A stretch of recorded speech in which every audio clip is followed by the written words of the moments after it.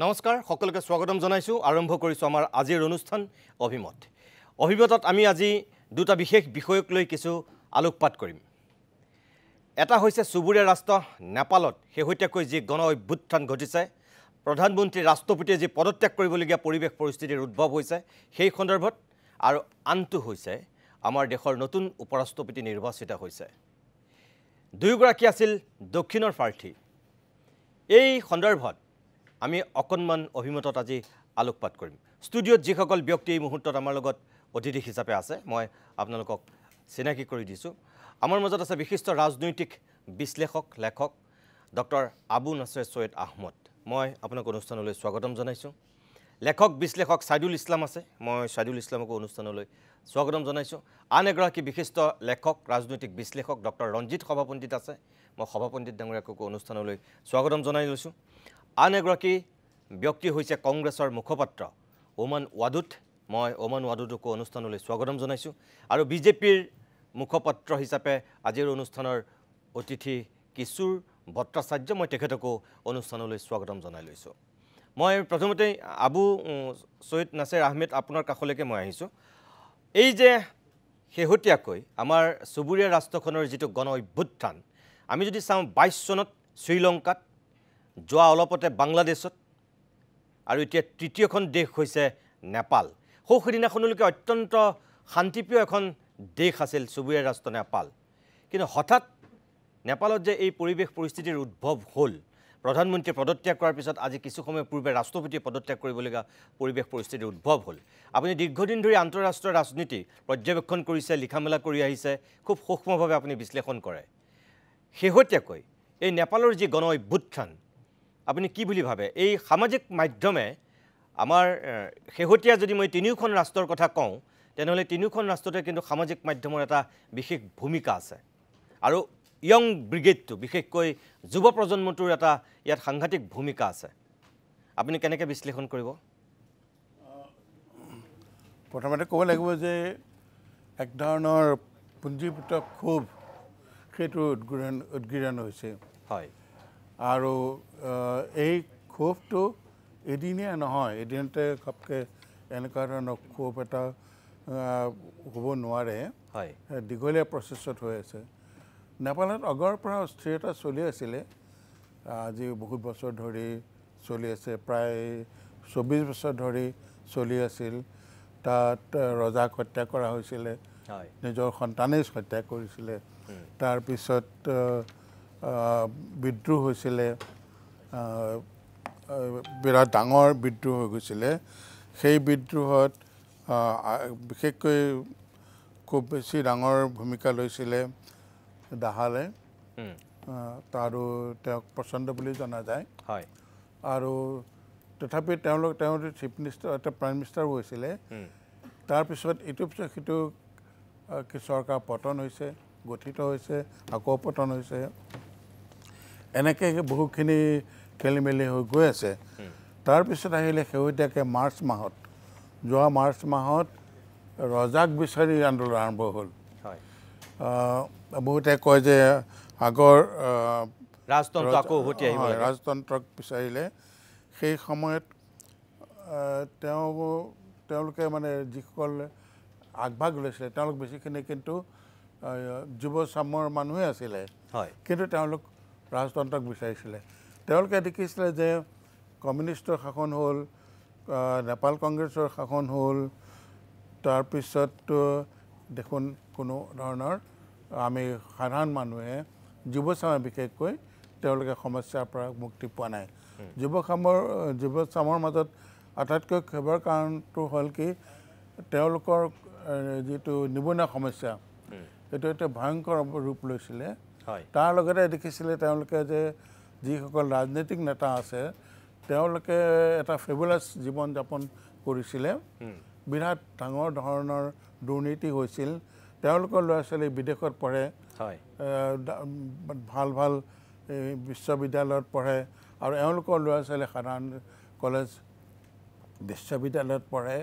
তেওঁলোকে সা সুবিধা নাপায় আৰু যিসকলে বিদেশত পঢ়ে তেওঁলোকে প্ৰায় ছ'চিয়েল মিডিয়া ইউজ কৰি দেখে চোৱা আমি কেনেকুৱা ধৰণে আৰামত আছোঁ কেনেকুৱা ধৰণৰ ভালকৈ আমি পঢ়া শুনা কৰিছোঁ ইমান সুবিধা পাইছোঁ তেওঁলোকে প্ৰশ্ন হয় এই নতুন চামৰ প্ৰশ্ন হয় যে তোমালোকে এই যে যিখিনি সুবিধা পাইছা কেনেকৈ পাইছা এইটো কোনে দিছে নিশ্চয় কৰাপশ্যনৰ ফলৰে তোমালোকে এনেকৈ গৈছা কৰাপশ্যনৰ ৰাস্তাৰেই গৈছা গতিকে এই ক্ষোভটো একেবাৰে পুঞ্জীভূত হৈ আছিলে যেতিয়া পুঞ্জীভূত হৈ হৈ হৈ হৈ অৱশেষত যেতিয়া ছ'চিয়েল মিডিয়া বন্ধ কৰি দিলে তাৰমানে ছ'চিয়েল মিডিয়া বন্ধ কৰাৰ কাৰণটো হ'ল কি যে এই পুঞ্জীভূত খঙৰ ক্ষোভৰ প্ৰত্যুত্তৰত তেওঁলোকেও ইউজ কৰিবলৈ ধৰিলে ছ'চিয়েল মিডিয়া তেতিয়া চৰকাৰ দেখিলে যে এইটো বৰ বিপদজনক হৈছে গতিকে ছ'চিয়েল মিডিয়া একেবাৰে বন্ধ কৰি দিব লাগে আৰু মানুহৰ মাজত যোগাযোগৰ একেবাৰে কোনো ধৰণৰ ব্যৱস্থা থাকিব নালাগে তেতিয়া আমি কণ্ট্ৰল কৰিব পাৰিম কিন্তু সেইটো বুমেৰাং হ'ল কাৰণ মানুহক এনেকৈ ধৰি বান্ধি ৰাখিব নোৱাৰে নহয় গতিকে তেওঁলোকে সেইকাৰণে স্বতঃস্ফূৰ্তভাৱে ওলাই আহিলে আৰু আজি পৰিৱেশ সৃষ্টি হ'ল হয় মই আকৌ আপোনাৰ কাষলৈ আহিম মই ডক্টৰ ৰঞ্জিত সভাপণ্ডিত ডাঙৰীয়া মই আপোনাৰ কাষলৈ আহিছোঁ তেখেতে কিছু কথা কৈছে আপুনি ভাবেনে যে এই প্ৰতিবাদে আকৌ ৰাজতন্ত্ৰক ঘূৰাই আনিব তাত নাই মই নিশ্চয় নাভাবোঁ ৰাজতন্ত্ৰ ঘূৰাই আনিব বুলি এইটো কোৱা কথা নহয় কাৰণ এতিয়া বিচাৰিলেও আচলতে এইটো ডেমক্ৰেচিৰ যুগ আচল গোটেই বস্তুটো হৈছে কি পুঞ্জীভূত বেদনা ক্ষোভ আৰু এইটো আচলতে কি হ'ল যে যেনেকৈ আমি যে চিপাহী বিদ্ৰোহত এনফিল্ড ৰাইফলটোৱে যেনেকৈ তাৎক্ষণিক কাৰণ এটা হৈছিল আৰু এতিয়া এই ছ'চিয়েল মিডিয়া 25টা আপোনাৰ প্লেটফৰ্ম বন্ধ কৰি দিছে 25টা নে 26টা আৰু যাৰ কাৰণে তেওঁলোকে হঠাতেই তেওঁলোকে উগ্ৰমূৰ্তি ধাৰণ কৰিছে কি তাৰ বেকগ্ৰাউণ্ড বহুত কথা আছে এতিয়া এইকেইটা হৈছে কি এতিয়া কিছু উপলক্ষ্য এনেকৈ যদি চাওঁ যে চুবুৰীয়া ৰাষ্ট্ৰখনত বৰ্তমান যি শাসন এই শাসন ব্যৱস্থাত তাৰ জনসাধাৰণে যথেষ্ট পৰিমাণে এটা ক্ষোভ তেওঁলোকৰ বেদনা বহু দিনৰ পৰা আছে আৰু ইয়াৰ ক্ষেত্ৰত দেখা যায় যে ৰাষ্ট্ৰখনে প্ৰত্যেক ক্ষেত্ৰতে বিদেশী ৰাষ্ট্ৰৰ ওপৰত নিৰ্ভৰশীল হ'ব লগা হৈছে আৰু তেওঁলোকৰ বিশেষকৈ দুৰ্নীতি এটা বিশেষ কাৰণ আৰু এই দুৰ্নীতিটো এতিয়াৰ নহয় তেতিয়াৰ পৰা বহুত দিনৰ পৰা চলি আছে আৰু এতিয়া অলি যেতিয়া তেওঁ ৰাষ্ট্ৰপতি হ'ল গতিকে তাৰ পিছৰ পৰাই কি হ'ল যে তেওঁলোকে প্ৰধানমন্ত্ৰী হ'ল তাৰ পিছৰ পৰা বিদেশী ৰাষ্ট্ৰৰ লগত তেওঁ প্ৰত্যেক ক্ষেত্ৰতে যোগাযোগ কৰিব লগা হ'ল আৰু এতিয়া এই কথাটো হৈছে কি যে ছ'চিয়েল মিডিয়াটো সামাজিক মাধ্যমটো বন্ধ কৰি দিছে এইটো আচলতে কি হ'ল এটা সাংঘাতিক এটা ভুল পথ এটা তেওঁলোকে লৈছে কাৰণ এইটো হৈছে কি এটা ডেমক্ৰেটিক এটা ৰাইট মানুহৰ ভইচ মাত বন্ধ কৰাৰ ক্ষমতাটো আচলতে নাই কাৰণ এতিয়া তেওঁলোকে কি হৈছিল যে তেওঁ জোৰকৈ বন্ধ কৰিছে আৰু ইয়াৰ লগত মেইনলি কোন জড়িত আছে যিটো দেশখনৰ য়াং জেনেৰেশ্যনটো আৰু বৰ্তমান অৱস্থাত কি হৈছে কি যে এটা ইণ্ডাষ্ট্ৰিয়েল মুভমেণ্ট সেই ইণ্ডাষ্ট্ৰি ইলেক্ট্ৰনিক মুভমেণ্ট আৰু 1970 পৰা যিটো মুভমেণ্ট চলি আছে গোটেই পৃথিৱীজুৰি আৰু ইয়াত এটা শক্তিশালী এটা গণসংযোগ বা আপোনাৰ ছ'চিয়েল মিডিয়াটো এটা খুব ষ্ট্ৰং মাধ্যম এটা আৰু যাক বন্ধ কৰি দিয়াৰ লগে লগে ইয়াত এটা প্ৰটেষ্ট হ'বই আৰু কথা হৈছে কি যে ছ'চিয়েল মিডিয়াটোৰ লগত এটা যথেষ্ট পৰিমাণৰ অকল যোগাযোগেইটো নহয় ছ'চিয়েল মিডিয়ামৰ লগত আচলতে মানুহৰ ইনকামৰ কথাও জড়িত আছে আৰু তাৰ যিসকল ডেকা ল'ৰাৰ য়াং জেনেৰেশ্যন আৰু তেওঁলোকে কি হৈছিল তাৰ লগত তেওঁলোকৰ ইনকামৰ কথা তাৰ জীৱনৰ এটা পথ তেওঁলোকে বাছি লৈছে আৰু যেতিয়া এইটো হঠাতে বন্ধ কৰি দিয়াৰ পিছত তেওঁলোকে ইৰিটেশ্যন এটা খং ভাৱ এটাৰ সৃষ্টি হ'ব এতিয়া ধৰক আজিকালি মই দেখিছোঁ যে ছ'চিয়েল মিডিয়াৰ যোগেদি যে বহুতো নিবনুৱাই কি কৰিছে যে তেওঁলোকে ইনকামৰ পথ এটা বাছি লৈছে গতিকে এই যিটো ব্যৱস্থা হঠাতেই তেওঁলোকে কৰি দিলে আগৰ বেদনাৰ লগত এটা তেওঁলোকে বন্ধ কৰি দিলে যাৰ ফলত তেওঁলোকৰ মাজত এটা উগ্ৰ ৰূপ এটা ধাৰণ কৰিছে আৰু আগৰ কজবিলাকৰ লগত লগ হৈ পেলাই তেওঁলোকে এই অৱস্থালৈ গতি কৰিছে নিশ্চয় মই আকৌ আহিম আপোনাৰ কাষলৈ হয় মই ছাইদুল ইছলামৰ কাষলৈ আহিছোঁ আৰম্ভণিতে মই কৈছোঁ যে প্ৰথমতে শ্ৰীলংকা তাৰপিছত বাংলাদেশ এতিয়া নেপাল চতুৰ্থত কোনখন দেশ এয়া সময়ে ক'ব এতিয়া কথা হ'ল যে দক্ষিণ পূব এছিয়াতে এই ঘটনাটো সংঘটিত হৈ আছে ইয়াৰ যিখিনি প্ৰভাৱ আমি দেখিছোঁ সামাজিক মাধ্যমৰ যোগেদি কৰা আন্দোলনবিলাকৰ প্ৰভাৱ কেনেকুৱা হৈছে আমাৰ ভাৰতবৰ্ষতো সামাজিক মাধ্যমৰ যোগেদি আৰম্ভ হোৱা কিছু আন্দোলনৰ প্ৰভাৱ কিছু ক্ষেত্ৰত কেনেকুৱা ধৰণৰ হৈছে ভাৰতৰ লোকে দেখিছে আন্না হাজাৰে কৰা সেই আন্দোলনটো কেনেকুৱা পৰ্যায়ৰ পৰা কেনেকুৱা পৰ্যায়লৈ গতি কৰিলে আমি দেখিছোঁ আপুনি প্ৰথমতে যিটো কথা কৈছে যে চতুৰ্থখন দেশ কোনখন হ'ব মই ডেফিনেটলি ভাবোঁ যে ভাৰত নহয় তাৰ নোহোৱাৰ বিভিন্ন কাৰণ আছে কিন্তু মই ভাবোঁ যে ভাৰত নহয় আৰু নোহোৱাটো কামনাও কৰোঁ তেনেকুৱা এটা পৰিৱেশ এই কথাটো মই কৈ থৈছোঁ দ্বিতীয় কথাটো হৈছে আপুনি ভাৰত নহয় কিন্তু পাকিস্তান হ'বলৈ আছে হ'ব পাৰে পাকিস্তান হ'ব পাৰে ইণ্ডোনেছিয়া কিছুদিন আগতে ইণ্ডোনেছিয়াত এটা আনৰেষ্ট সৃষ্টি হৈছে পৃথিৱীৰ বিভিন্ন সৰু সৰু দেশবিলাকত এই ধৰণৰ কথা বতৰাবিলাক ঘটিব লৈছে বা ঘটিছে আৰু আপুনি চাব যিবিলাক দেশত সাংঘাতিক ধৰণৰ বৈচিত্ৰ্য নাই তেনেকুৱা দেশবিলাকত কিন্তু এই ধৰণৰ ঘটনাবিলাক বেছিকৈ হৈছে সেইটো এটা বেলেগ বিষয় মূল বিষয়টো এনেকুৱা যে ছ'চিয়েল মিডিয়াৰ যিটো প্ৰভাৱ এই সম্পৰ্কত ইতিমধ্যে বিভিন্ন যেতিয়া আন্দোলন আৰম্ভ হয় ভাৰততে আমি দেখিছোঁ কেইবাটাও আন্দোলন বা কা আন্দোলনৰ সময়তো দেখিছোঁ যে ছ'চিয়েল মিডিয়া এটা এক্টিভ ৰোল প্লে কৰে আৰু সেই ৰোলটো প্লে কৰে কাৰণে আমি যেতিয়া এটা আন্দোলনে বেলেগ ধৰণে গতিপথ এটা ল'বলৈ ধৰে সেই সময়তে ইণ্টাৰনেট ডিছৰাপশ্যনটো ফাৰ্ষ্ট এটা আজিকালি ধৰক 144তকৈ আগত যিটো কাম কৰিব লাগে এইটো হৈছে ছ'চিয়েল মিডিয়া বা ইণ্টাৰনেট ডিছৰাপশ্যন এইটো কাম আৰম্ভ হৈছে আৰু বিভিন্ন আন্দোলনৰ সময়ত হৈছে মণিপুৰত হৈছে এনেকুৱা ধৰণৰ কথা বতৰাখিনি হৈছে এটা মূল বিষয়টো যদিও তাত ছ'চিয়েল মিডিয়া বেন কৰা বিষয়টো হৈছে তাত এই ধৰণৰ কথাটো ওলাইছে মই ভাবোঁ যে সেই বিষয়টোৰ লগত অন্যান্য যিবিলাক কাৰক ইতিমধ্যে ইমান দিন চলি আছিল সেই কাৰকবিলাকে বিশেষ ধৰণৰ প্ৰভাৱ এই গোটেই বিষয়টোত পেলাইছে আপুনি যদি চাই যে যিটো এই প্ৰটেষ্টটো আৰম্ভ কৰিছিল সেইটো আছিল হামি নেপাল বুলি এটা সংগঠন সেই এটা সামাজিক অনুষ্ঠান সেই অনুষ্ঠানৰ যিগৰাকী চেয়াৰপাৰ্চন সুধন গুৰুং তেওঁ কৈছে যে it is a response to government's action and কৰাপশ্যনতো তেওঁ খুব ষ্ট্ৰংলি এই বস্তুটো ৰিটাৰেট কৰিছে তেওঁ খুব ইনচিষ্ট কৰি পেলাই কৈছে যে কৰাপশ্যন আজিও তেওঁলোকে গতিকে এই কৰাপশ্যন তাৰ কেইটামান বিষয় হৈছে এটা হৈছে ছ'চিয়েল মিডিয়া বেণ্ডৰ লগত তাৰ যিটো টুৰিজিম যিখন মাৰ্কেট সেই টুৰিজিম মাৰ্কেটখনৰ মেইন গোটেই কাৰবাৰটো চলে ছ'চিয়েল মিডিয়াৰ কেন্দ্ৰিকভাৱে তেওঁলোকে গোটেই বিষয়টো এনলাৰ্জ কৰিছে বা তেওঁলোকে গোটেই বস্তুটো প্ৰসাৰ ঘটাইছে গতিকে তাৰ যিবিলাক লোকেল ইমিডিয়েট যিবিলাক টুৰিষ্ট গাইড আছে বা টুৰিষ্ট এজেঞ্চি আছে তেওঁলোকৰ ওপৰত প্ৰত্যক্ষভাৱে প্ৰভাৱ পৰিছে গতিকে তেওঁলোকে এই বিষয়টোত এটা সেই ধৰণৰ এটা হয়তো এটা প্ৰতিক্ৰিয়া প্ৰকাশ কৰাৰ এটা সম্ভাৱনা তাত আছিলেই তাৰ লগত জড়িত হৈ পেলাই যিবিলাক কৰাপশ্যন বা নেপো নেভিজ বুলি এটা কথা ওলাইছে নেপো নেভিজ বা নেপো কিডছ যিসকল ধনী মানুহৰ ল'ৰা ছোৱালী তেওঁলোকে যিটো জীৱন কটাইছে লেভিছ লাইফ কটাইছে যিবিলাক ৰাজনৈতিক ব্যক্তিৰ ল'ৰা ছোৱালীয়ে ডাঙৰ ডাঙৰ বিশ্বৰ বিভিন্ন ভাল ভাল শিক্ষানুষ্ঠানত পঢ়ি পেলাই তেওঁলোকে ছ'চিয়েল মিডিয়াত ফটো আপলোড কৰিছে সেইবিলাকৰ এটা ৰিয়েকশ্যন হৈছে গতিকে গোটেই বিষয়টো ক'ৰবাত ৰাজনৈতিকভাৱে সুবিধা লৈ পেলাই এটা শ্ৰেণীয়ে গোটেই ভোগ দখল কৰিছে তাৰ বিপৰীতে এটা শ্ৰেণীয়ে পাইছে প্ৰশ্ন কৰিব খুজিছে এই গোটেই বিষয়টোৰ জৰিয়তে আমি পাইছোঁ কি এই ধৰণৰ বিষয়টোৰ লগত মই ভাবোঁ যে অৰ্থনৈতিক বৈষম্য বা অৰ্থনৈতিক গ্ৰথৰ কথাটো আছে নেপাল ইজ এ ৰিমিটেড ষ্টেট গোটেই তেওঁলোকৰ ইকনমিটো চলে ৰিমিটেঞ্চৰ ওপৰত তেওঁলোকে তেনেকুৱাকৈ চলাই আছে ৱৰ্ল্ড বেংকৰ গোটেই কথা বতৰাবিলাকৰ ৰিপৰ্টবিলাক যদি আমি চাওঁ তাৰ GDPটো একেবাৰে লাহে গ্ৰথটো একেবাৰে ল' গতিকে তেনেকুৱা প্ৰেক্ষাপটত এখন দেশত যদি ইকনমিটো একেবাৰে মজবুত নাথাকে ইকনমিটো যদি ভাঙি পৰে তেতিয়াহ'লে এনেকুৱা দেশবিলাকত সৰু সৰু দেশবিলাকত এনেকুৱা আনৰেষ্ট হোৱাৰ সম্ভাৱনাটো আটাইতকৈ বেছি থাকে আৰু তাৰ লগত যেতিয়া কৰাপশ্যনৰ বিৰুদ্ধে এটা মানুহৰ এটা আপোনাৰ যদি ছবি এটা ক্ৰিয়েট হয় সেই ছবিটোৰ বিৰুদ্ধে কিন্তু মানুহৰ এটা ঘৃণা থাকে বিশেষকৈ জেন জি শব্দটো ইয়াতে জড়িত হৈছে জেন জি বুলি কওঁতে এটা কথা আমি ক'ব লাগিব যে যিসকলে জন্ম পায়ে নিজক জনা বুজা হোৱাৰ সময়তে ইণ্টাৰনেট ব্যৱহাৰ কৰিব পাৰিছে তেওঁলোকক জেন জি বুলি কোৱা হৈছে গতিকে এই ইণ্টাৰনেট ব্যৱহাৰ কৰা ল'ৰা ছোৱালীবিলাকৰ জীৱন যাত্ৰা জীৱন ধাৰণা বা চিন্তা চেতনাটো অলপ যে বেলেগ সেইটো এই গোটেই ঘটনাটো প্ৰকাশ পাইছে এতিয়া তাৰ লগত বিভিন্ন ৰাজনৈতিক কাৰক জড়িত হ'ব পাৰে তাত অন্যান্য কথা বতৰা হ'ব পাৰে আজি যিটো ঘটনা ঘটিছে একেবাৰে শ্বেখ হাছিনা যেনেকৈ পলাই গৈছিল ছেম ষ্টাইলত তাৰ প্ৰধানমন্ত্ৰী পলাবলগীয়া পৰিৱেশ হৈছে এই কথা বতৰাবিলাকে মই ভাবোঁ যে ক'ৰবাত ৰাজনৈতিক নেতাসকলৰ যি কৰ্মকাণ্ড গোটেই পৃথিৱীত ৱৰ্ল্ড ৱাইড যিবিলাক কৰ্মকাণ্ড একেবাৰে স্বেচ্ছাচাৰী বা নিজকে ক্ষমতাশালী বুলি ভবা মানুহবিলাকে কিন্তু অন্ততঃ এবাৰ নিজকে পুনৰ প্ৰশ্ন কৰা উচিত যে এই ধৰণৰ ঘটনা হওক বা নহওক আমি কিন্তু ক'ৰবাত বেয়া কাম কৰি আছোঁ নেকি এই প্ৰশ্নটো কিন্তু কৰাৰ এটা সুযোগ দিছে বুলি মই ভাবোঁ আৰু চুবুৰীয়া নেপাল চুবুৰীয়া শ্ৰীলংকা এই ঘটনাবিলাকে যিবিলাক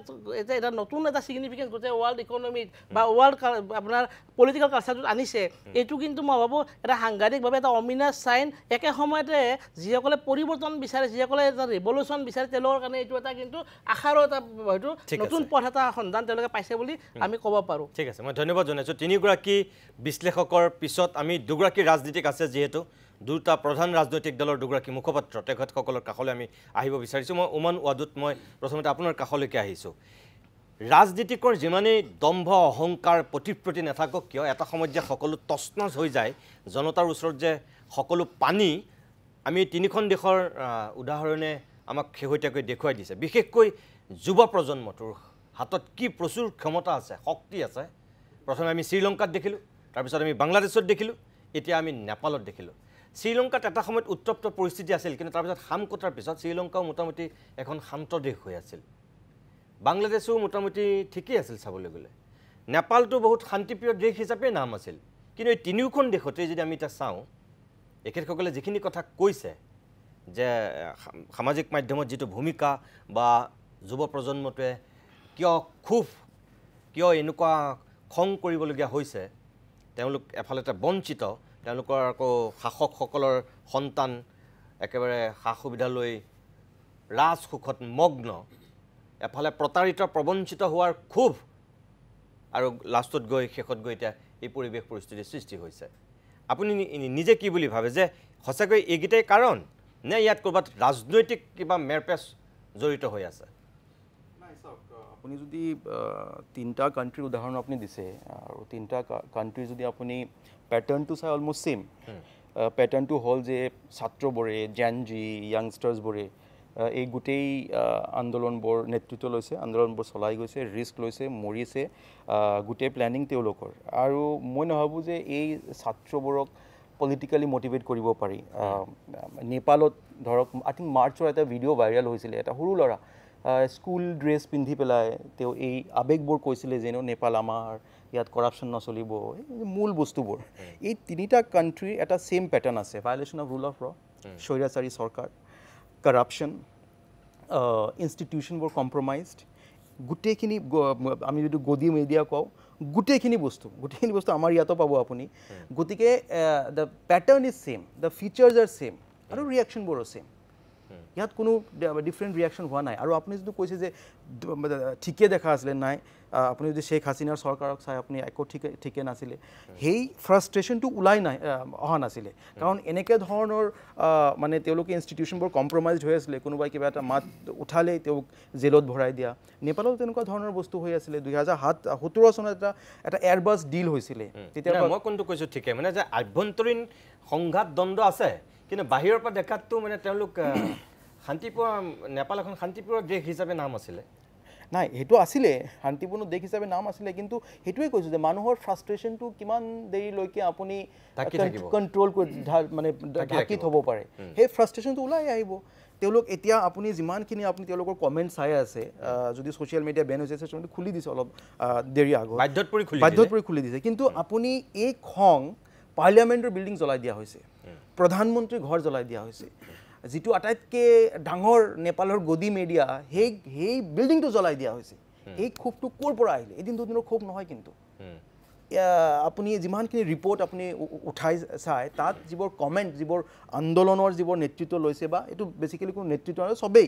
একেটা কথা কৈ আছে যে উই আৰ ফ্ৰাষ্ট্ৰেটেড, আমাক ইনক্লুড কৰা হোৱা নাই ডিচিশ্যন মেকিঙত, কৰাপশ্যন হৈ আছে, ৰুল অফ লক আপহোল্ড কৰা হোৱা নাই, যধে মধে বস্তুবোৰ হৈ আছে, আৰু আমাৰ কোৱালিটি অফ লাইফটো বেয়া হৈ গৈ আছে। আৰু খালি এটা শ্ৰেণীৰ ফেভাৰিটিজিম হৈ আছে, নেপোটিজিম হৈ আছে, যিবোৰ মানুহ পাৱাৰত বহি আছে, তেওঁৰ আশে পাশে মানুহবোৰে কিন্তু বেনিফিটেড হৈ আছে, বাকী যিবোৰ জনসাধাৰণ তেওঁলোকে বেনিফিটেড হোৱা নাই। এই বস্তুটো same story you will hear in Bangladesh, same story you will hear in Sri Lanka. So' পেটাৰ্ণটো ছেম। বাহিৰৰ পৰা আমি দেখিব পাৰোঁ যে মানুহে প্ৰটেষ্ট কৰা নাই, অলপ শান্তিপূৰ্ণ হৈ আছে, বাট ইট ৱাজ ব্ৰিউইং আণ্ডাৰ। লাহে লাহে এই ফ্ৰাষ্ট্ৰেশ্যনটো এতিয়া বাহিৰত ওলাই গৈছে, আৰু কিমান বেছি ফ্ৰাষ্ট্ৰেশ্যন আছিলে। গতিকে আমি বাহিৰৰ পৰা ক'ব পাৰোঁ যে শান্তিপূৰ্ণ হৈ আছে। যদি শান্তিপূৰ্ণ হৈ থাকিলেহেঁতেন, আজি প্ৰধানমন্ত্ৰী শ্বেখ হাছিনাটো ওলাই আহিছিলে, মই এইমাত্ৰ জাষ্ট ফটো চালোঁ, একদম তেজেৰে ভৰা প্ৰাইম মিনিষ্টাৰ, তেওঁ চাগে মানে ঠিকে আছে, but all blooded, he is wet under blood. So' আপুনি ভাবিব পাৰে যে এই ক্ষোভটো ক'ৰ পৰা আহিলে। গতিকে মই নাভাবোঁ যে বাহিৰৰ পৰা যিটো আমি শান্তিপূৰ্ণ চাওঁ, শান্তিপূৰ্ণ নাছিলে। এই ফ্ৰাষ্ট্ৰেশ্যনটো লাহে লাহে বাঢ়ি আছিলে, আৰু এই ফিচাৰবোৰৰ কাৰণে, যে আইনৰ শাসন নাছিলে, কৰাপশ্যন হৈ আছিলে, নেপোটিজিম হৈ আছিলে, এই জেনজি প্ৰকাশ ঘটি গ'ল। এইটো তাৰ এতিয়া প্ৰকাশ ঘটিছে। ধন্যবাদ জনাইছোঁ।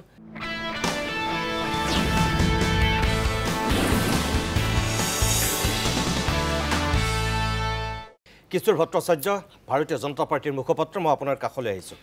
চাৰিওগৰাকীৰ বক্তব্য আপুনি শুনিলে, কি ক'ব আপুনি সামগ্ৰিকভাৱে? এই দক্ষিণ পূব এছিয়াতেই ইখনৰ পিছত সিখন দেশ এক প্ৰকাৰ আক্ৰান্ত হৈছে। মই শুনিলোঁ যিসমূহ কাৰণ ইয়াত বিশ্লেষণ কৰা হৈছে, সেই কাৰণখিনিতো হয়েই একেবাৰে নস্যাৎ কৰিব পৰা নহয় কিন্তু মই ভাবোঁ ইয়াত এটা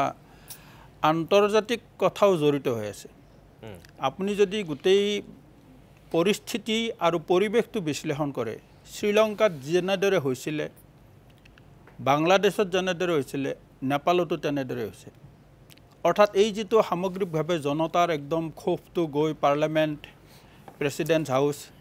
প্ৰাইম মিনিষ্টাৰ্ছ হাউচ এইবিলাকত গৈ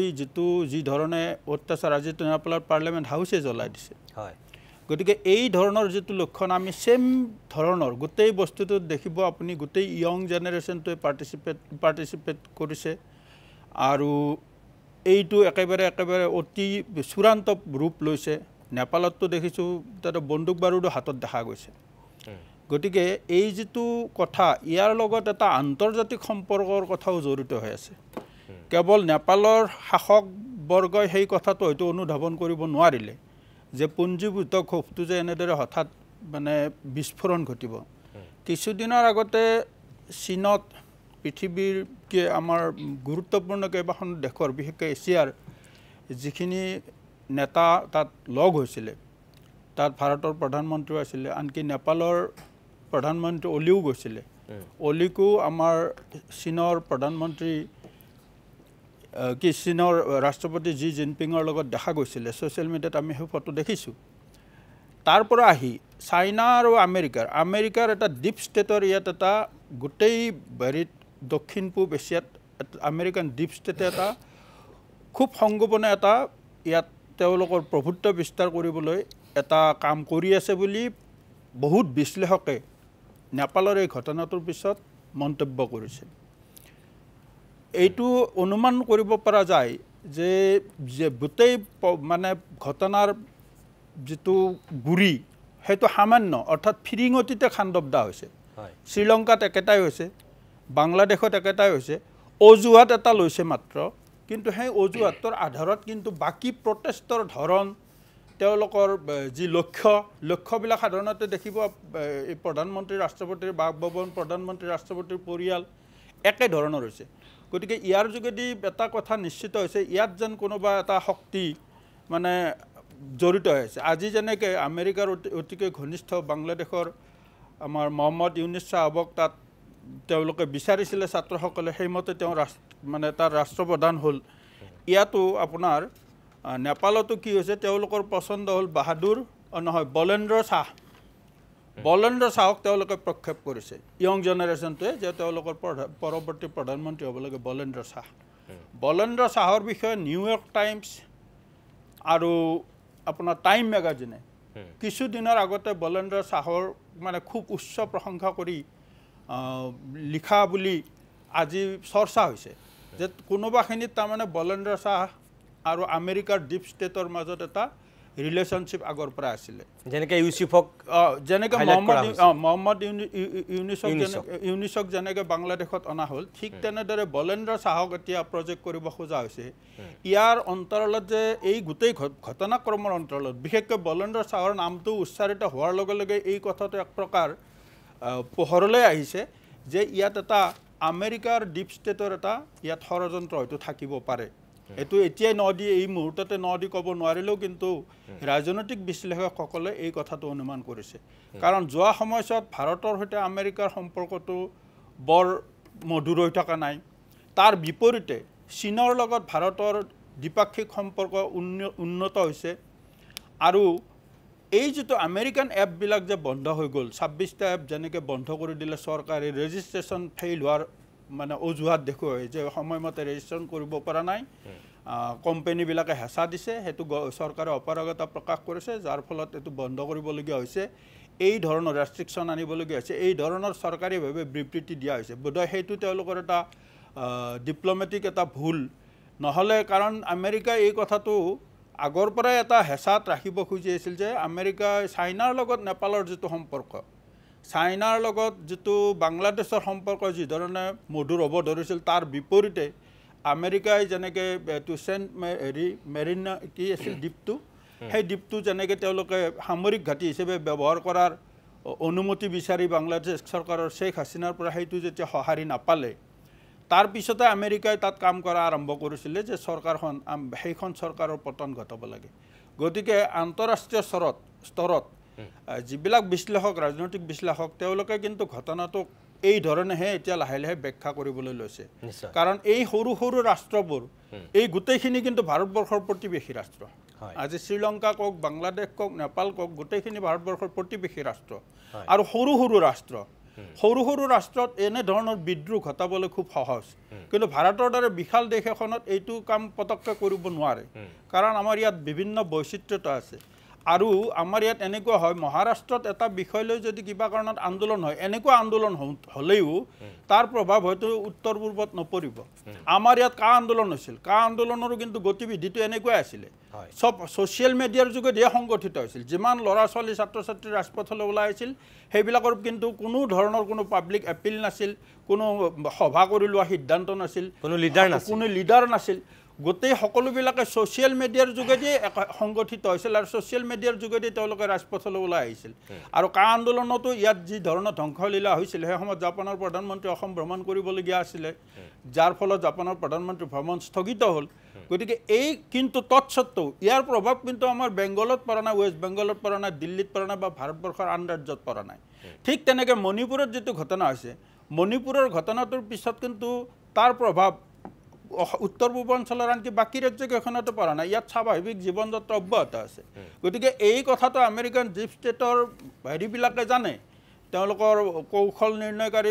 মানে মানুহবিলাকে জানে সেইকাৰণে ভাৰতবৰ্ষক তেওঁলোকে সাহস নকৰে কিন্তু ভাৰতবৰ্ষৰ প্ৰতিবেশী ৰাষ্ট্ৰবিলাকত তেওঁলোকৰ পচন্দৰ মানুহ একোজন বহুৱাই ভাৰতৰ ওপৰত সকলো সময়তে এটা চাপ সৃষ্টি কৰি ৰাখিবৰ কাৰণে তেওঁলোকে যোৱা সময়ছোৱাত কাম কৰি আহিছে আৰু মই ভাবোঁ আজিৰ যিটো ঘটনা নেপালৰ যোৱাকালিৰ আৰু আজিৰ যিটো ঘটনা তাৰে এটা সেই ঘটনাক্ৰমৰে এটা পৰিণাম বুলি মই ভাবোঁ নিশ্চয় মই ধন্যবাদ জনাইছোঁ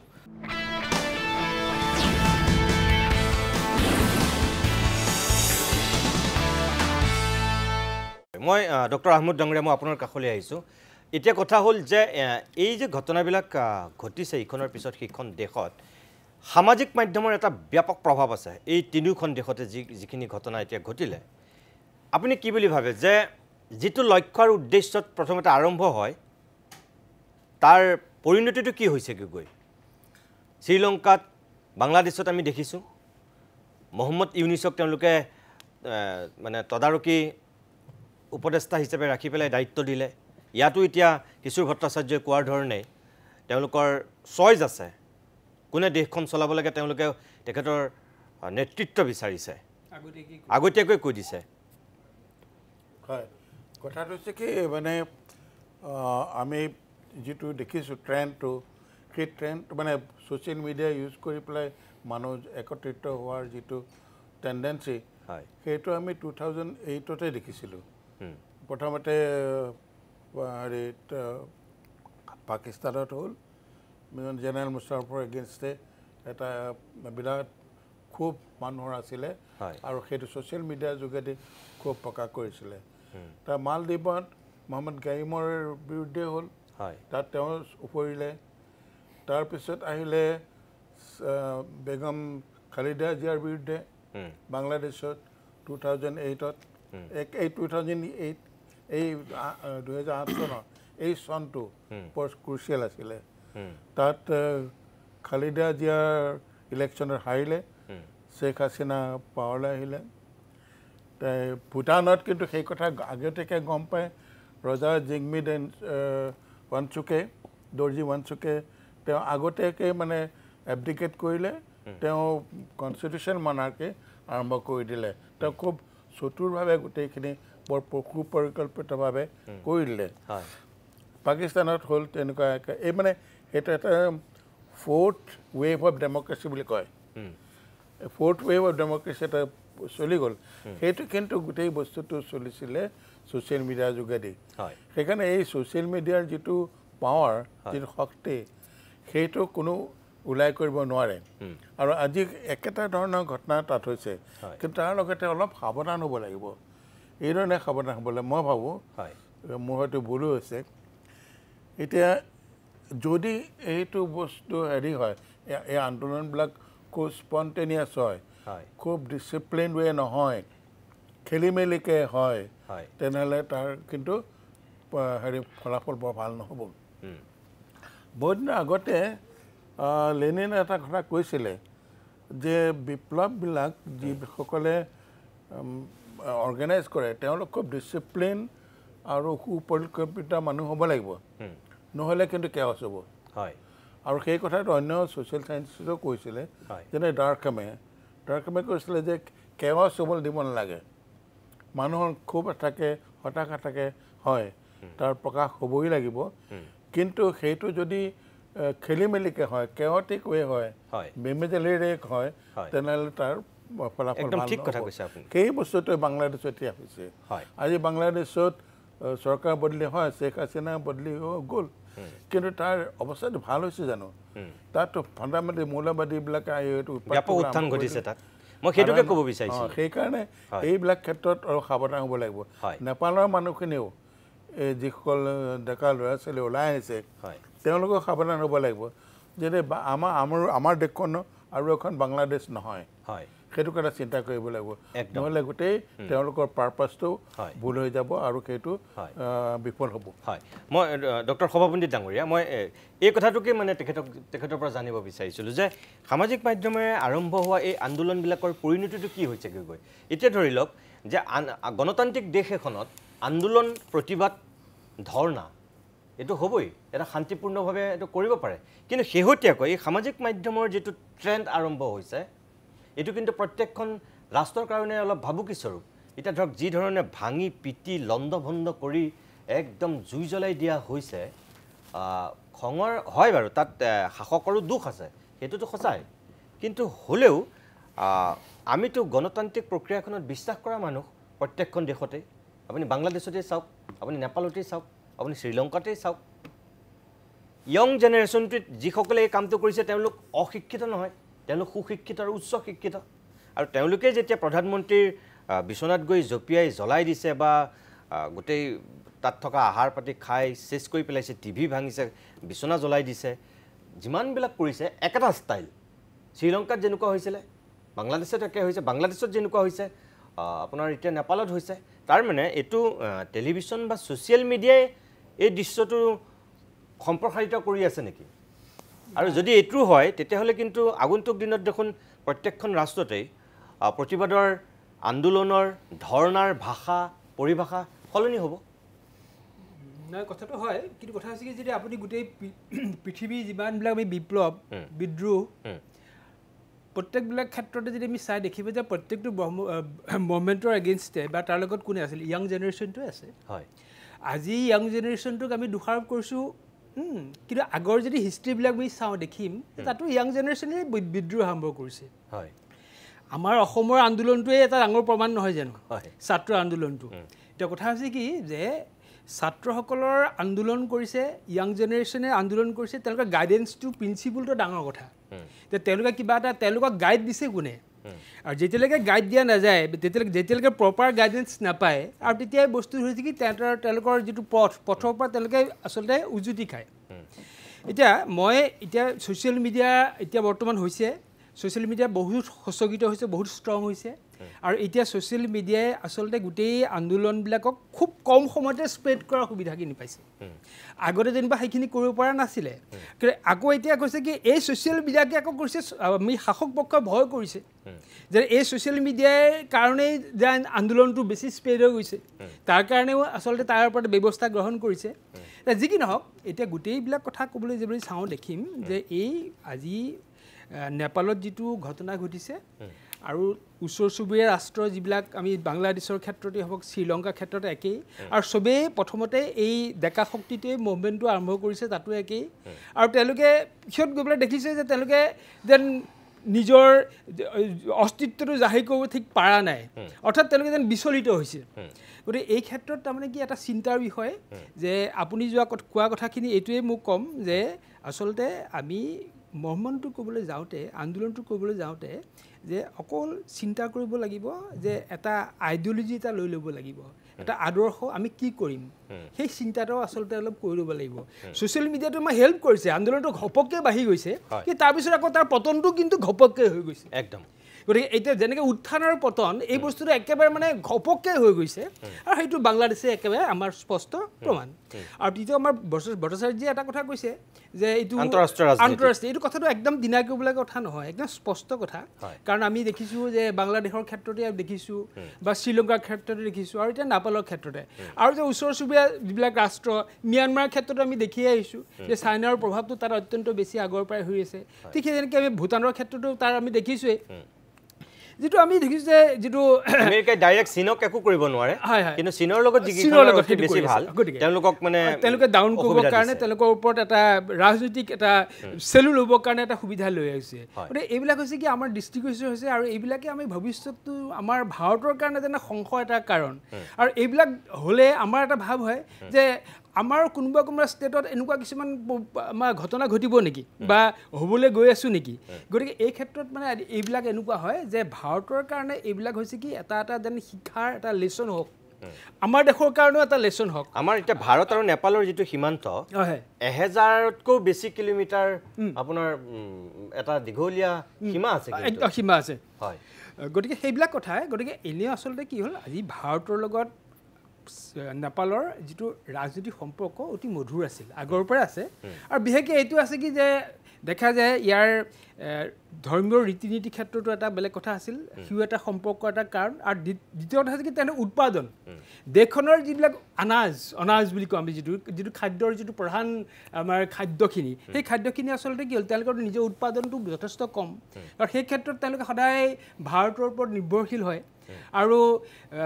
যেতিয়াই চৰকাৰখন সলনি হয় তেতিয়াই দেখিছোঁ আকৌ ক্লেছ এটা সৃষ্টি হয় আৰু যেনেকৈ ধৰক আমি কে পি অলি যেতিয়া আপোনাৰ হেৰি হ'ল তাৰ প্ৰধানমন্ত্ৰী হ'ল তাৰ ঠিক পিছতে দেখিছোঁ যে তেওঁ গৈ পেলাই কি হ'ল প্ৰথম গৈ পেলাই তেওঁ চাইনা পালেগৈ কিন্তু তেওঁ ইণ্ডিয়ালৈ নাহিলে তাৰপিছতে কিন্তু বুজি পালোঁ এইটো আমাৰ ষ্টেপটো ভুল হ'ল আমি ইণ্ডিয়ালৈ যাব লাগিব ঠিক তেনেকৈ যে আমি দেখিছোঁ যে এইবিলাক দেশে ভাৰতৰ পৰা যেন অকণমান বিচ্ছুৰিত হৈছে আঁতৰি গৈছে আৰু তেওঁলোকে যেন এটা লগে লগে আকৌ শিক্ষাও লাভ কৰিছে গতিকে মই ভাবোঁ যে এই দেশবিলাকে প্ৰকৃততে যিটো আমাৰ ভাৰতৰ লগত যিটো সম্পৰ্ক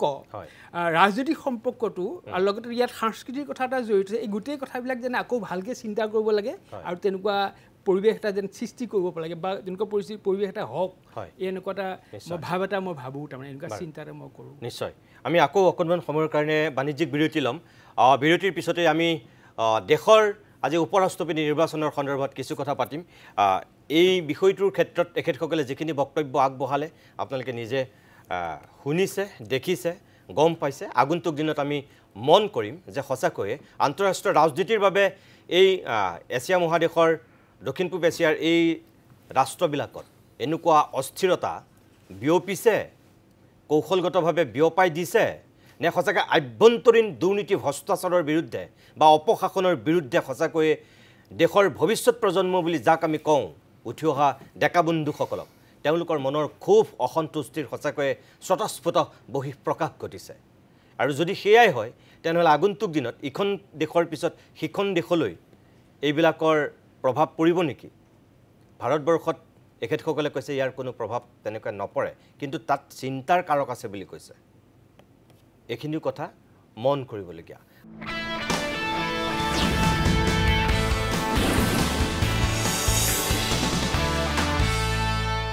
আজি নতুনকৈ যেহেতু উপৰাষ্ট্ৰপতি নিৰ্বাচিত হৈছে সেই সন্দৰ্ভতে অকণমান কথা পাতিম মই সাইদুলৰ পৰা আৰম্ভ কৰিছোঁ সাইদুল দুয়োগৰাকী পাৰ্টি দক্ষিণৰ আছিল অৱশেষত NDA জয়ী হ'ল 452খন তেওঁলোকে সংসদৰ সমৰ্থন লাভ কৰিলে আৰু UPA 300টা ভোট লাভ কৰিলে এইটো অৱধাৰিত আছিল NDA জিকিব বুলি আগতে এইটো সকলো মোটামুটি নিশ্চিতই হৈ আছিল এই যে দক্ষিণৰ প্ৰাৰ্থী আছিল দুয়োগৰাকী ইয়াৰ মূল কাৰণটো কি বাৰু এটা কথা কৈ থওঁ যে নাম্বাৰ যিটো গেম এৰিথমেটিক্স বাই এৰিথমেটিক্স এইটো ৰিজাল্টটো আগতে ওলাই আছিলে আৰু ওলাই থাকে নৰ্মেলি চাইলি থাকে 1952ৰ পৰা মাত্ৰ 3গৰাকী উপৰাষ্ট্ৰপতিয়ে এতিয়ালৈকে আনকণ্টেষ্টেড জিকিছে আদাৰৱাইজ বাকী সব কণ্টেষ্ট হৈছে আৰু কণ্টেষ্টবিলাক নামমাত্ৰ হয় বেছিভাগ ক্ষেত্ৰতে এইবাৰ আপোনাৰ যোৱাবাৰ যিটো ৰিজাল্ট আছিল সেইটোতকৈ এইবাৰ অপজিশ্যনে কিছু ভাল কৰিছে যোৱাবাৰ 22% ভোট পাইছিল এইবাৰ 40% ভোট পাইছে কথাটো সেইটো এতিয়া আপোনাৰ মূল কথাটো এইটো যে দক্ষিণৰ কাহিনীটো যিটো আহিলে দক্ষিণৰ কথাটো এনেকুৱা 26 চনৰ এপ্ৰিল মে মাহত যদি অগাবিচা নহয় নিৰ্বাচন তেতিয়াহ'লে 5খন ষ্টেটত নিৰ্বাচন হ'ব অসম ৱেষ্ট বেংগল কেৰালা তামিলনাডু আৰু এখন কেন্দ্ৰীয় শাসিত অঞ্চল পণ্ডিচেৰী এই কেইখনৰ ভিতৰত অসম বা আপোনাৰ কেৰালাত কিছু অসম আৰু পণ্ডিচেৰী বাদ দি পেলাই বাকী এইখনত বিজেপিৰ কাৰণে কিছু খেলা অলপ বেলেগ বেলেগ অংক আছে ৱেষ্ট বেংগলত যদিও বিশেষ সাংঘাতিকভাৱে ধৰক বিজেপি হিচাপত তাৰ বা NDA হিচাপত বিশেষ সাংঘাতিক কিবা এটা পৰিৱৰ্তন কৰি পেলাই চৰকাৰলৈ আহিব তেনেকুৱা এতিয়ালৈকে অৱস্থাটো অহা নাই অসম আৰু পণ্ডিচেৰীক বাদ দি পেলাই বাকী এইখনত বিজেপি অন্তত নিজৰ চকু যেনেকৈ ৰাখিব পৰা পৰিৱেশটো যেনেকৈ নিৰ্মাণ কৰিব বিচাৰিছে ৱেষ্ট বেংগলৰ কথাটো বাদ দি পেলাই আমি দক্ষিণলৈকে যদি যাওঁ তেতিয়া আমি চাম তামিলনাডু আৰু কেৰালাত এতিয়ালৈকে বিজেপি সাংঘাতিকভাৱে পখা মেলিব পৰা নাই কিন্তু তামিলনাডুত আপুনি চাব তামিলনাডুত AIADMKৰ লগত বিজেপিৰ এটা এলাইনমেণ্ট আছে আৰু তাৰ বিপৰীতে DMKৰ লগত কংগ্ৰেছে তাত চৰকাৰ কৰি আছে আৰু ষ্টেলিন তাত এগৰাকী শক্তিশালী মুখ্যমন্ত্ৰী দক্ষিণৰ পৰা গতিকে তেনেকুৱা প্ৰেক্ষাপটত গোটেই নিৰ্বাচনটোত আমি দেখিছোঁ যে যোৱা নিৰ্বাচনৰ আগে আগে উৰিষ্যা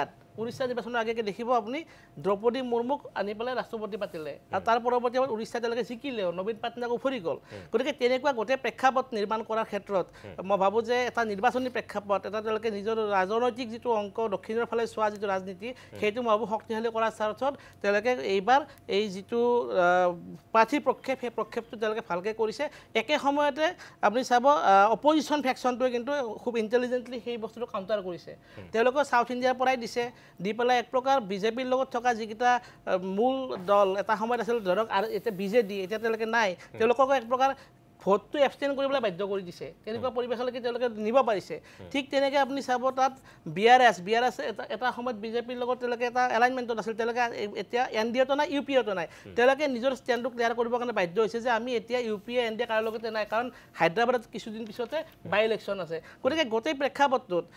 এটা নিৰ্বাচনী অংক এটা তেওঁলোকে ৰাখিছে আৰু সেইটো ৰখাটোৱে স্বাভাৱিক ৰাজনৈতিক দল হিচাপে আৰু একে সময়তে একেবাৰে ৰিজাল্টটো যদিও দেশ আছিলে তথাপি অপজিশ্যন ফেকশ্যনটোৱে দক্ষিণাত্যৰ যিকেইটা দল আছে যি NDAৰ লগত আছে সেইকেইটা দলক কিছু পৰিমাণে চাপৰ মাজত ৰাখিবৰ কাৰণে দক্ষিণৰ প্ৰাৰ্থী দিছে আৰু এটা কথা ক'ব লাগিব তামিলনাডুৰ পৰা এগৰাকী তেওঁলোকৰ তৃতীয়গৰাকী উপৰাষ্ট্ৰপতি এই not the first or second তৃতীয়গৰাকী উপৰাষ্ট্ৰপতি গতিকে তেনেকুৱা প্ৰেক্ষাপটত অপজিশ্যনৰ মাজত দক্ষিণৰ ভোটৰ ফালে কিন্তু তেওঁলোকে চকু ৰখা যেন এটা দুয়োটা পক্ষই অপজিশ্যন বা সাহসীয় দুয়োটা পক্ষই এটা বাৰ্তা দিব খুজিছে দক্ষিণৰ ভোটাৰক যে আমি তোমালোকৰ লগত আছোঁ তোমালোকে অনাগত নিৰ্বাচনত আমাৰ লগত থাকিব লাগিব সেই কথাটো এক প্ৰকাৰ আমি দেখিলোঁ আৰু একে সময়তে অপজিশ্যন ফেকশ্যনটোৰ যিটো শক্তি সেই শক্তিটো তেওঁলোকে অটুট ৰাখিব পাৰিবনে নাই সেই লৈ পেলাই যিটো মানুহৰ মনত এটা শংকা সেই শংকাটো এই গোটেই কথাটোত ওলাই পৰিছে আৰু সেই শংকাটোৰ মাজৰ পৰা যিহেতু এতিয়া জয়ৰাম ৰমেশে যিটো কথা কৈছে যে বাই এৰিথমেটিক যদিও NDA জিকিছে আমি মৰেল ভিক্টৰি এটা পাইছোঁ কাৰণ আমি 300 নম্বৰ পাইছোঁ যদিও তেওঁলোকৰ টোটেল সংখ্যাটো আছিল 315 তেওঁলোকৰ সংখ্যাটো এতিয়া 300লৈকে নামিলেও কিন্তু অপজিশ্যনৰ যিটো মৰ্যাদা তেওঁলোকে হয়তো নিজে ৰাখিব পাৰিছে বুলি অনুমান বা ভাবি লৈছে একে সময়তে NDA ফেকশ্যনটোৰ টোটেল নাম্বাৰ আছিল 427 তেওঁলোকৰ বাই MPs নাম্বাৰ কিন্তু তেওঁলোকে কিন্তু সেই নাম্বাৰটো এনহেঞ্চ কৰি পেলাই 452লৈকে যাব পাৰিছে গতিকে গোটেই ইলেকশ্যনটো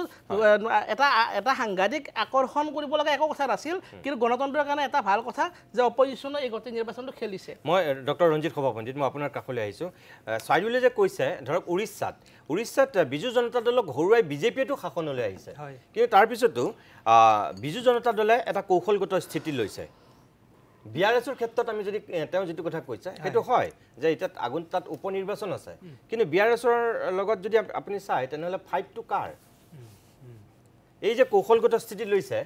এওঁ কৈছে যে বিৰোধী এফালৰ পৰা সফল হৈছে কিন্তু আনফালৰ পৰা এইটো লগা নাই নে যে ডাইৰেক্ট বিজেপিৰ এগেইনষ্টত বিজু জনতা দল আছে এতিয়া উৰিষ্যাত থাকিব পাৰে সেইটো কথা হয় কিন্তু কথা হৈছে কি যে বিজু জনতা দলে সদায় ইয়াৰ লাষ্ট কেইবাটাৰ নিৰ্বাচনত বিশেষকৈ ৰাজনৈতিক ক্ষেত্ৰখনত তেওঁলোকে নিজকে সদায় বচাই চলি আহিছে তেওঁলোকে নিউট্ৰেল পাৰ্ট এটা আগতেও লৈ আছে সেইটো সঁচা কথা কাৰণ তেওঁলোকে স্পষ্টভাৱে এই যিটো উৰিষ্যাৰ শেহতীয়া বিধানসভাৰ নিৰ্বাচন হ'ল তাত তেওঁলোকে হাৰিলে আৰু সেই হাৰাৰ পিছতো তেওঁলোকে কিছু পৰিমাণে সলনি হৈছে তেওঁলোকৰ দৃষ্টি বিজেপিৰ প্ৰতি কিন্তু তাৰ আগতে বিজেপি তেওঁলোকৰ পাৰ্টনাৰে আছিলে যুগ ধৰি বিজেপি তেওঁলোকে এটা ভাল কোৱালিশ্যন দলেই আছিলে কিন্তু এটা কথা মোৰ স্পষ্ট যে ইণ্ডিয়া বা ইণ্ডি গোটৰ যিটো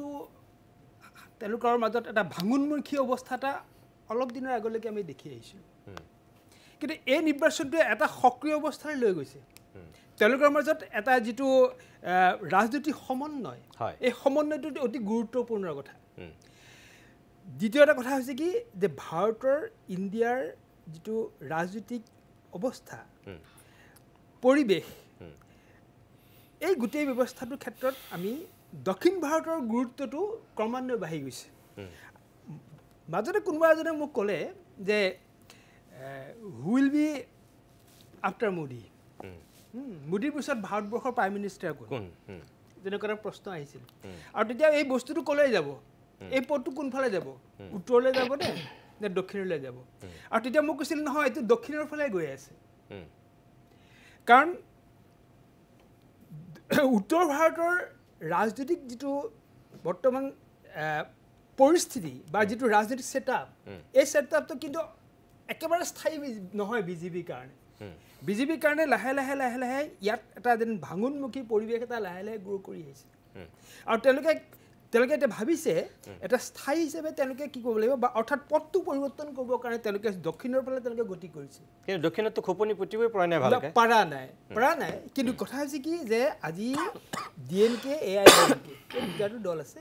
ঠিক তেনেকৈ ধৰক আমি দেখিছোঁ যে অন্ধ্ৰপ্ৰদেশতো ঠিক তেনেকৈ যে দুটা দল নাইডুৰ ক্ষেত্ৰতো সম্পূৰ্ণ হৈছে কি NDA এটা হেৰি আছিল সমিল মিলৰ এটা দল আছিল বা তেওঁলোকৰ লগত যোগসূত্ৰ আছিল কিন্তু এইটো মোৰ ধাৰণাগত কথা কৈছোঁ এইটো মই কোৱা নাই যে দক্ষিণলৈ প্ৰাইম মিনিষ্টাৰৰ পদটো গুচি যাব কিন্তু কথা হৈছে কি যে ইম্পৰ্টেঞ্চটো বাঢ়ি গৈ আছে ঠিক আছে গতিকে সেই ক্ষেত্ৰত মই ক'বলৈ গৈছোঁ যে এই নিৰ্বাচনটো ৰাষ্ট্ৰপতি নিৰ্বাচন দেখাত সহজ হয় কিন্তু ইয়াত এটা ছিগনিফিকেণ্ট আছে এটা ছিগনিফিকেণ্ট দিছে আৰু ভৱিষ্যতে ভাৰতৰ যিটো আগন্তুক ৰাজ্যবিলাকৰ যি নিৰ্বাচন এই নিৰ্বাচনত ইয়াত কিন্তু এটা গুৰুত্বপূৰ্ণ এটা যেন লেচন আছে সেইটো মোৰ জাষ্ট মই এটা মাত্ৰ বাক্য এড কৰি দিব খুজিছোঁ সেইটো হৈছে হিন্দী বলৰ প্ৰতি দাক্ষিণাত্যৰ যিটো ক্ষোভ সেই ক্ষোভটোৰ লগত অনাগত যিটো ডিলিমিটেশ্যন হ'বলৈ গৈ আছে সেই ডিলিমিটেশ্যনৰ যিটো অংক যিটো 777টা চিট বাঢ়িব বা চিটলৈকে বাঢ়িব বুলি কোৱা হৈছে তাত ইমান দিনে যিটো কাৰণতে গোটেই ডিলিমিটেশ্যন প্ৰক্ৰিয়াটো বন্ধ কৰি ৰখা হৈছিল চাউথ ইণ্ডিয়াৰ জনসংখ্যাটো ফ্ৰিজিং হৈ যোৱাৰ কাৰণে সেই কথাটোৰ লগত কিন্তু ক'ৰবাত এনেকুৱা কথা এটা হ'ব পাৰে যে লাহে লাহে চাউথ ইণ্ডিয়াত এটা নতুন এটা চিন্তা গঢ় লৈছে যে আমাক আকৌ ঠগি দিয়া হ'ব নেকি আমাৰ নাম্বাৰটো আকৌ কমি যাব নেকি সেই কথাটোৰ এটা বাৰ্তা দিব খোজা হৈছে চাগে যে আমি চাউথ ইণ্ডিয়াৰ লগত আছোঁ এই ধৰণৰ বাৰ্তা দিব খোজা মই ডক্টৰ আহমদ ডাঙৰীয়া মই আপোনাৰ কাষলৈ আহিছোঁ যে এখেতসকলে যিটো কথা কৈছে আপুনি ভাবেনে যে সঁচাকৈ আগন্তুক দিনত তামিলনাডু কেৰালাৰ ইলেকশ্যনৰ প্ৰতি লক্ষ্য ৰাখি NDA আৰু UPA দুইটা শক্তিয়ে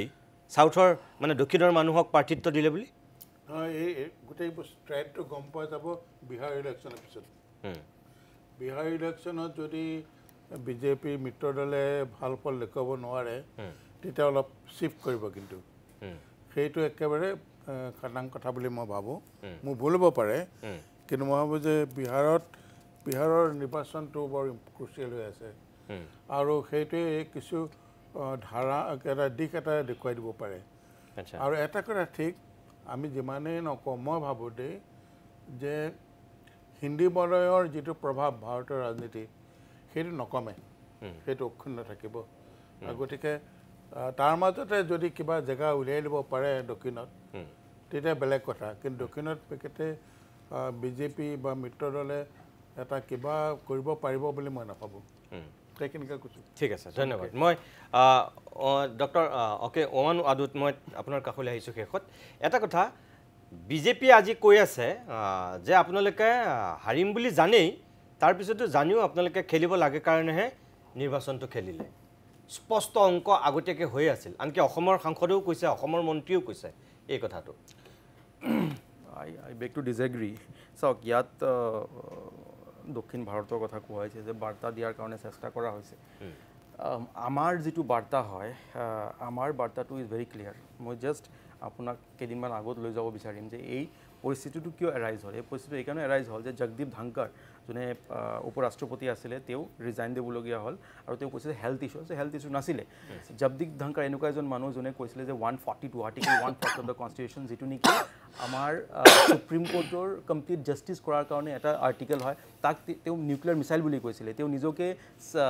একলব্য RSS বুলি কৈছিলে এনেকুৱা ধৰণৰ মানে সাইকোফান্সি কৰা মানুহ গৈ পেলাই এটা ইণ্ডিপেণ্ডেণ্ট ডিসিশন লৈছিলে কি যে এজন জাজক ইম্পিচ কৰাৰ কাৰণে যেটো মোশন হয় সেই মোশনটো তেওঁ এপাৰেন্টলি তেওঁ বিজেপিক নুহুদাকে তেওঁ বস্তুটো আগবঢ়োৱাৰ কাৰণে এটা intent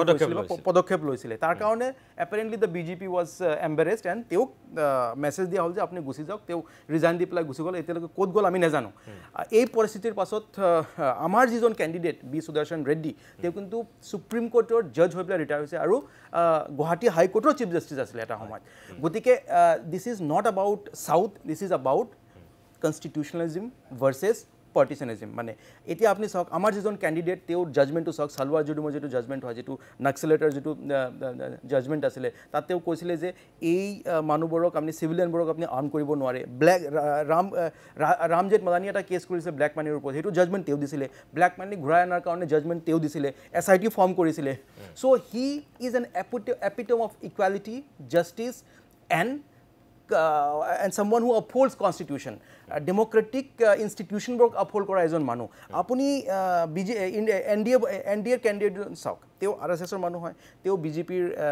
dubar ki I think MP asile tar pasot Jharkhand tar pasot nai agote MP asile teo Jharkhand aru Maharashtra teo governor asile gotike এজন পাৰ্টিসান মানুহ গুছাই পেলাই আৰু এজন পাৰ্টিসান মানুহ আনিছে আমাৰ ইণ্ডিয়া ব্লকৰ যেটো বাৰ্তা আছিলে that was to save the soul of the democracy আপোনালোকে কোনো দলীয় ব্যক্তিক দিয়া নাছিল আপুনি হেতুৱে ক'ব দ্যাট ইজ হোৱাট আমি দলীয় ব্যক্তিটো বাদে দিও দলীয় ব্যক্তি বাদে দিও এনেকুৱা এজন মানুহ যিজন মানুহে সদায় ইনষ্টিটিউশনক আপহোল্ড কৰিছে আৰু এই ৰাজ্য ভিপিৰ যেটো আপোনাৰ ইনষ্টিটিউশন হয় কনষ্টিটিউশনাল এটা ইনষ্টিটিউশন হয় বহুত ডাঙৰ এটা ইনষ্টিটিউশন হয় ইণ্ডিপেণ্ডেণ্ট ইনষ্টিটিউশন হয় হেতু কিন্তু বিজেপিয়ে কম্প্ৰমাইজ কৰিছে আমি হেতুক আপহেল কৰাৰ কাৰণে আমাৰ কেণ্ডিডেট আছিল আৰু লাষ্ট পিস অফ ইনফৰমেশন যে 2022 যিজন আমাৰ কেণ্ডিডেট আছিলে আমি আই থিংক 26% ভোট পাইছিলো এবাৰ আমি 40% ভোট পাইছো আমাৰ 100% এটেন্ডেন্স আছে সো আমাৰ যেটো বাৰ্তা সংবিধানক ৰক্ষা কৰাৰ কাৰণে ডেমোক্ৰেটিক ইনষ্টিটিউশনবোৰ ৰক্ষা কৰাৰ কাৰণে তাৰ কাৰণে আমি মাৰবান্ধি দিছো মই আপোনাক ধন্যবাদ জনাইছো আপুনি খুব সুন্দৰ কথা এটা কৈছে কিন্তু তাৰ পিছতো মই আৰু এটা কথা সুধিম আজি বিৰোধীত থকা কাৰণেহে হাৰিম বুলি জানি পেলাই গণতন্ত্ৰ ৰক্ষা কৰাৰ স্বাৰ্থত কংগ্ৰেছ আৰু ইউপিএ এইটো সিদ্ধান্ত যদি লৈছে যেতিয়া জিকাৰ স্বাৰ্থত যেতিয়া থাকে যেটো শক্তিত থাকে তেতিয়াতো কংগ্ৰেছে এইটো স্থিতি নলয় APJ আব্দুল কালামৰ নিচিনা মানুহক কংগ্ৰেছে সমৰ্থন কৰা নাছিল আমি তেতিয়া আপোনালোকে কাক প্ৰাৰ্থিত্ব দিছিল APJ আব্দুল কালামৰ বিৰুদ্ধে শুনক আমি এনেকুৱা ধৰণৰ যিবোৰ আমাৰ তলত আপুনি ইনষ্টিটিউশনবোৰ চাওক আমাৰ তলত যিমান ইনষ্টিটিউশন আছিল আপুনি supreme court high court ED CBI election commission of India তাৰ ইণ্ডিপেণ্ডেন্স আছিল নে নাই আজি আপুনি কম্পেয়াৰ কৰি চাওক যে এই ইনষ্টিটিউশনাল ইণ্ডিপেণ্ডেন্স তেতিয়া কেনেকুৱা আছিল কংগ্ৰেছ চৰকাৰৰ অধীনত আৰু এতিয়া কেনেকুৱা আছে আপুনি ডিফাৰেন্সটো একদম ইট ইজ ভেৰি অ্যাপাৰেন্ট মই কেটো বুজি পাইছো কিন্তু আপুনি যদি নিউট্ৰেল পাৰ্সনৰ কথা কৈছে APJ আব্দুল কালাম তো কোনো ৰাজনীতিবিদ নাছিল তেওঁ মহান বিজ্ঞানী আছিল অকল ভাৰতবৰ্ষৰ নহয় পৃথিৱীৰ এজন স্বনামধন্য ব্যক্তি আছিল তেনেকুৱা মানুহক কিন্তু বাজপেয়ী আনি পেলাই ৰাষ্ট্ৰপতিৰ পদত অধিষ্ঠিত কৰাইছে যেতিয়াতো আপোনালোকে সমৰ্থন কৰা নাছিল আমাৰ তেনেকুৱা বহুত সেন্স অফ কোঅৰ্ডিনেশনটো দেৰিকে আহিল মই হেতুকে কৰিছো আনসাৰী হামিদ আনসাৰী কোন আছিলে হামিদ আনসাৰী কোন আছিলে তাৰ আগত যিমান ৰাষ্ট্ৰপতি হওক উপৰাষ্ট্ৰপতি হওক আমাৰ ইয়াৰ পৰা ফখৰুদ্দিন আহমেদ যিজন নেকি ফ্ৰীডম ফাইটাৰ আছিলে তেওঁ ৰাষ্ট্ৰপতি হৈছে গতিকে যিমান মানুহ আমাৰ ফালৰ পৰা গৈছে বা কংগ্ৰেছ পাৰ্টিয়ে সাপোৰ্ট কৰি বনাইছে এই এনেকুৱা ধৰণৰ পাৰ্টিশন কিন্তু তেওঁলোকে নাছিলে যেটো নেকি এতিয়া হৈ আছে আপুনি চাওক যে এজন ভিপি ভাইস প্ৰেসিডেন্ট তেওঁ ৰিজাইন দিছে তেওঁৰ খবৰ খাতিয়ে নাই ঠিক আছে এনেকুৱা ধৰণৰ অৱস্থা কেতিয়া হৈছিল আপুনি কওকচোন ঠিক আছে মই কিশোৰ ভট্টাচাৰ্য মই অনুষ্ঠানটো শেষ কৰিম শেষবাৰৰ কাৰণে আপোনাৰ কাষলৈ আহিছো সঁচাকৈ ৰাষ্ট্ৰপতি আৰু উপৰাষ্ট্ৰপতি আটাইতকৈ আমাৰ এই সৰ্বোচ্চ দুটা পদত থকা ব্যক্তিসকল দলৰ ঊৰ্ধত থকাটো দেশৰ জনতাই কিন্তু বিচাৰে চাগৈ কিন্তু যোৱা কিছুদিন ধৰি সেইটো হোৱা নাই আগতে উপৰাষ্ট্ৰপতি সকলোৱে ৰাষ্ট্ৰপতি হৈছিল এতিয়া বহুত বছৰ হ'ল উপৰাষ্ট্ৰপতি আৰু ৰাষ্ট্ৰপতি হোৱা গৈ নাই এটা ৰাষ্ট্ৰপতি একদম পুৰা বেলেগ ধৰণৰ মানুহ আৰু এতিয়া এনেকুৱা হৈছে লাহে লাহে যে প্ৰধানমন্ত্ৰীৰ ব্যক্তিত্বতকৈ ৰাষ্ট্ৰপতিজন একেবাৰে মুজুকা মৰা ৰাবাৰ ষ্টাম্প টাইপৰ মানুহ এজনহে যেন লাগে এইটো কংগ্ৰেছৰ দিনতো আৰম্ভ হৈছে এইটো তেখেতসকলে বেয়া পাব নালাগে আৰু এতিয়াতো আৰু বেছি হৈছে এই ট্ৰেণ্ডটো আৰম্ভ হৈছিলে কংগ্ৰেছৰ দিনতে প্ৰথম কেইবছৰমান আৰু যিটো আপুনি দলীয় প্ৰাৰ্থিত্বৰ কথা কৈছে সেইটোতো কংগ্ৰেছৰ সময়ততো গোটেইবিলাক কংগ্ৰেছী মানুহে ৰাষ্ট্ৰপতি উপ ৰাষ্ট্ৰপতি হৈছিলে গতিকে আজি তেখেতসকলে অপজিশ্যনত থাকি তেখেতসকলে কৈছে আমি ইনষ্টিটিউশ্যনৰ মানুহ এজনক দিছোঁ আমি পলিটিকেল পাৰ্টিৰ উৰ্ধত গৈছোঁ আৰু মোৰ ক'ব লগা কথাখিনি ইতিমধ্যে আপুনি নিজেই ক'লে যে কালামৰ ক্ষেত্ৰত সেইটো কিয় নহ'ল আৰু যদি কংগ্ৰেছে এনেকুৱাই কৰে ঠিক আছে বাৰু দলীয় টিকটত খেলিলেও ভূপেন হাজৰিকাৰ ক্ষেত্ৰত তেখেতসকলে এটা উদাৰতা দেখুৱাব পাৰিলেহেঁতেন আমাৰ সাংস্কৃতিক জগতৰ বা অসমৰ এগৰাকী পুৰুধা ব্যক্তি হিচাপে সেই ভূপেন হাজৰিকাকোতো হৰুৱা হৈছিলে কংগ্ৰেছৰ হাততে 2004 চনত বিজেপিৰ প্ৰাৰ্থী হিচাপে যেতিয়া ইলেকশ্যন খেলিছে আৰু ভূপেন হাজৰিকাকো নহয় ভূপেন হাজৰিকাকো কিন্তু আনিছিল নহয় ভূপেন হাজৰিকা কম্পেৰিজনটো একদম ঠিক নহয়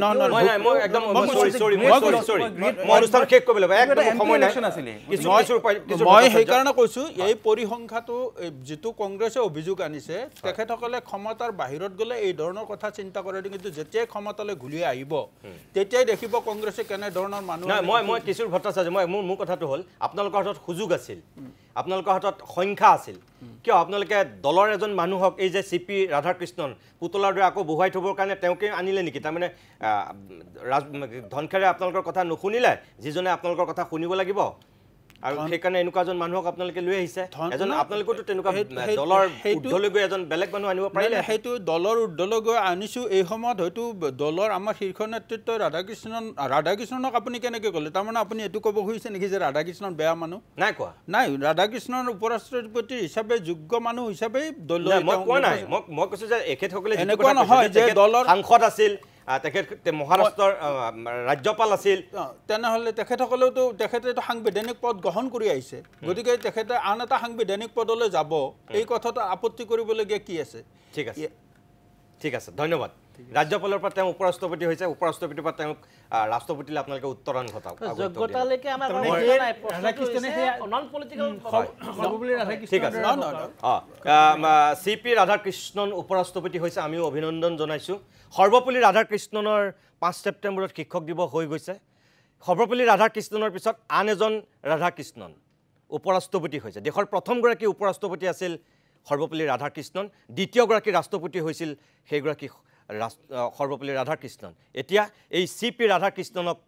আন এজন ৰাধাকৃষ্ণন এতিয়া উপ ৰাষ্ট্ৰপতি হৈছে আমি আশা কৰিম ভাৰতীয় জনতা পাৰ্টীৰ NDA চৰকাৰে এখেতকো এদিন ৰাষ্ট্ৰপতি বনাওক আৰু ৰাষ্ট্ৰপতিৰ মৰ্যাদা উপ ৰাষ্ট্ৰপতিৰ মৰ্যাদা অটুট ৰাখক আপোনালোক পাঁচোগৰাকীকে বহুত বহুত ধন্যবাদ জনাই আজিৰ এই বিশেষ অভিমত অনুষ্ঠানটিৰ মানুহতেই সামৰণি মাৰিছোঁ নমস্কাৰ